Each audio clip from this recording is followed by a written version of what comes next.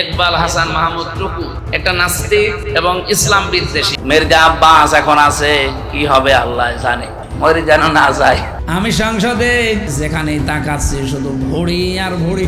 কাউকে বলছেন নাস্তিক, তো কেউ তার চোখে ভুঁড়ি মোটা।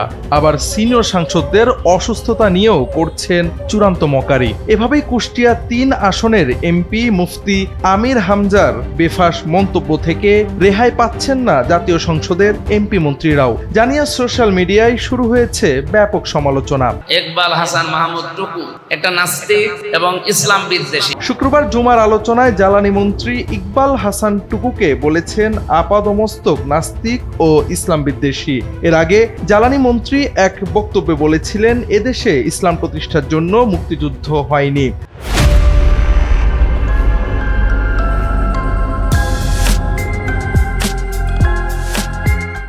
এর পরিপ্রেক্ষিতেই এমপি আমির হামজা তাকে নাস্তিক বলে মন্তব্য করেন। এ ঘটনায় তার নামে ১০০ কোটি টাকার মানহানির মামলাও করা হয়েছে।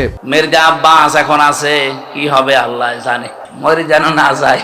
এদিকে বিএনপির স্থায়ী কমিটির সদস্য ও ঢাকা ৮ আসনের সাংসদ মির্জা আব্বাসের অসুস্থতা নিয়েও এক মাহফিলে তিনি করেছেন মকারি। বলেছেন, মির্জা আব্বাসের শখ ছিল সংসদে মাননীয় স্পিকার বলা, কিন্তু এখন অসুস্থ হয়ে হাসপাতালে শুয়ে আছেন।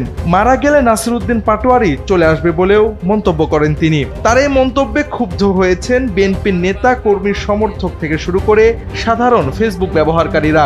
অসুস্থ প্রবীণ একজন রাজনীতিবিদকে নিয়ে এমন মকারি করার নিন্দাও করেছেন অনেকেই। আমি সংসদে যেখানেই তাকাচ্ছি শুধু ভুঁড়ি আর ভুঁড়ি। আরেক মাহফিলে তিনি বলেছেন, তার সহকর্মী সাংসদদের ভুঁড়ি মোটা হওয়ার কথা। রুমিন ফারহানা সহ নারী এমপিদের নাম ধরে বলেছেন, পুরুষ সংসদ সদস্যদের ভুঁড়ি এত মোটা যে তাদের দেখলে নারী সংসদ সদস্যরা লজ্জা পাবেন। নারীরা ভাববেন সন্তান দিয়ে আমরা, পেট মোটা হয় পুরুষদের। এছাড়া ভুঁড়িতে উকুন মারা যাবে বলেও মন্তব্য করেন তিনি। জামাতে ইসলামের মনোনয়নে নির্বাচিত এই সংসদ সদস্য নির্বাচিত হওয়ার আগে কখনো তামিল হিরোইন রাশমিকা মান্দানার রূপের প্রশংসা করেছেন, কখনো বা বলেছেন বাংলাদেশি শাবনূরের সৌন্দর্যের কথা। তাছাড়া একের পর এক বিতর্কিত মন্তব্য ও পরবর্তীতে ভুল স্বীকারের মাধ্যমেই 12 মাসই থেকেছেন সোশ্যাল মিডিয়ায় আলোচনা আর সমালোচনায়। এবার সাধারণ বক্তা থেকে হয়েছেন সংসদ সদস্য, তবে এখনো থামছে না তার বিতর্কিত মন্তব্য। আগে তার আলোচনার টপিকে নায়ক নায়িকারা থাকলেও এখন সেখানে জায়গা পেয়েছে সংসদের এমপি মন্ত্রীরা। জানিয়ে সামাজিক যোগাযোগ মাধ্যমে শুরু হয়েছে ব্যাপক সমালোচনা।